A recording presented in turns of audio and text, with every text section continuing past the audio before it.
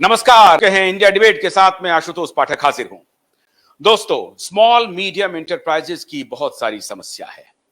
आज तीन समस्या पर बात करेंगे। और तीन समस्या पर क्यों बात करेंगे? क्योंकि आज हमारे साथ स्टूडियो में मौजूद हैं ध्रुव अग्रवाल साहब, नामी नामचीन चार्टर्ड अकाउंटेंट, और भोपाल से खास तौर से स्टूडियो में पधारे हैं हमारे मित्र, उद्यमी, उद्योगपति प्रेम चावला साहब।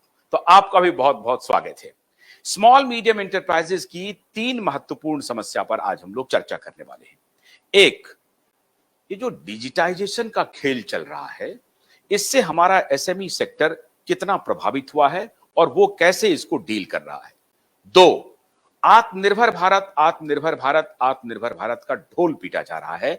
इसमें स्मॉल मीडियम एंटरप्राइजेस को आत्मनिर्भर भारत के अभियान के तहत क्या लाभ मिल रहा है।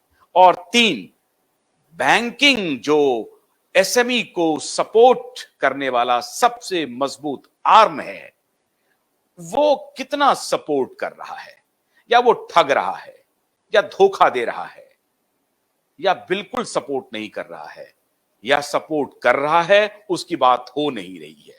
इन्हीं तीन मुद्दों पर बात करेंगे। तो सबसे पहले शुरुआत करते हैं प्रेम चावला साहब से, क्योंकि वो एसएमई को रिप्रेजेंट करते हैं।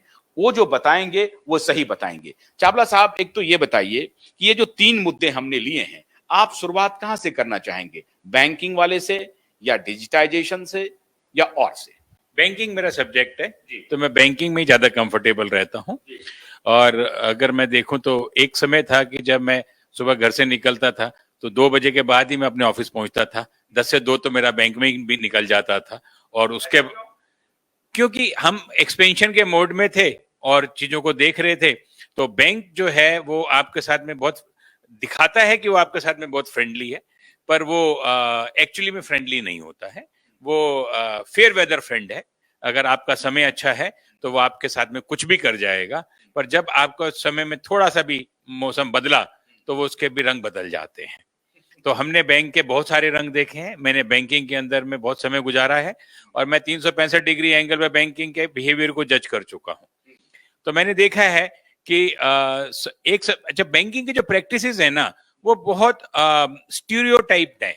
अगर वो क्या देखता है कि आप आए हैं, आपके अकाउंट्स में बैलेंस कितना है, दूसरा ट्रांजैक्शंस कितनी फ्रीक्वेंट हो रही हैं, उस ट्रांजैक्शन की ऑथेंटिसिटी के ऊपर में उसको कोई लेना देना नहीं है। यहीं पर वो ट्रैप्ड हो जाते हैं।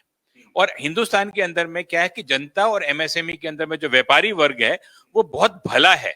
अगर मैं आपको बताऊं कि ये कोई दूसरा देश होता और इस तरह की प्रैक्टिस होती तो बैंक को वो बहुत उल्टा ट्रैप कर लेते, क्योंकि इनके पास में बहुत लिमिटेड नॉलेज है, अनलिमिटेड रिस्पॉन्सिबिलिटीज हैं, अनलिमिटेड डाइवर्सिफाइड इनके पास में पोर्टफोलियोज आ रहे हैं। सोना इनको बेचना है, एफडी इनको बेचनी है, इंश्योरेंस इनको बेचनी है, डिपॉजिट इनको लेके आना है, कासा इनको देखना है। तो इस तरीके की बहुत सारी चीजें इनको करनी पड़ती हैं, जो कि मैं समझता हूं कि उनकी अपनी अपनी जगह पर प्रोडक्टिविटी होगी, अनप्रोडक्टिव तो कुछ भी नहीं होता है।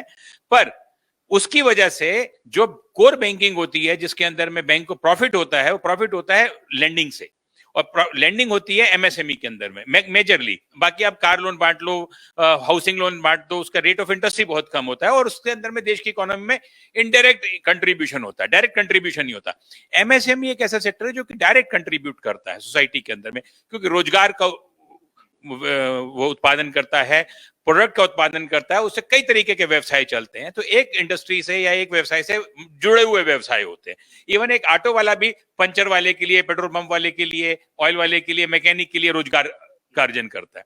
तो बिजनेस के अंदर में मल्टीपल अर्जन्स होते हैं रोजगार के, और जो कि देश की जरूरत भी है। इन लोगों को, बैंकिंग वालों को ना के बराबर चीजों की नॉलेज है। व्यापार को वो फंड करते हैं, व्यापार की वो प्रोजेक्ट रिपोर्ट भी स्टडी करते हैं, उसकी टीवी स्टडी भी देखते हैं, वो बताते भी हैं कि टेक्निकली इकोनॉमिकली वायबल है कि नहीं है। पर मैं आपको बताऊं, मेरा 40 साल का एक्सपीरियंस है, इनको धेले भर की भी प्रैक्टिकल नॉलेज नहीं होती। ये आपकी फैक्ट्री में भी आएंगे तो राउंड मार के आके देख लेंगे, आपकी बुक्स देख लेंगे, बस इतनी सारी चीजें होती हैं। अगर कोई आदमी ये, जैसे जिन्होंने भी, जो मैं एनकरेज नहीं कर रहा हूं कि आपको गलत काम करना चाहिए, पर मैं कह रहा हूं कि आपकी जो अप्रोच है ना, वो बहुत अच्छी नहीं है, प्रैक्टिकल नहीं है।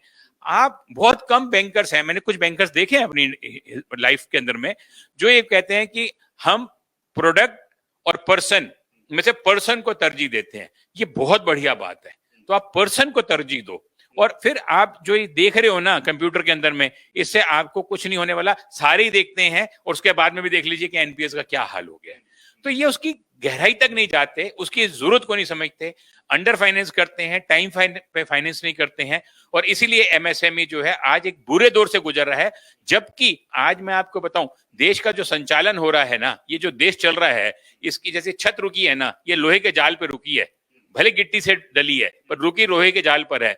तो ये इस देश के अंदर में, इस देश की इकोनॉमी के अंदर में जो लोहे का जाल का काम करता है वो एमएसएमई करता है, और उसी को ही खोदा जा रहा है।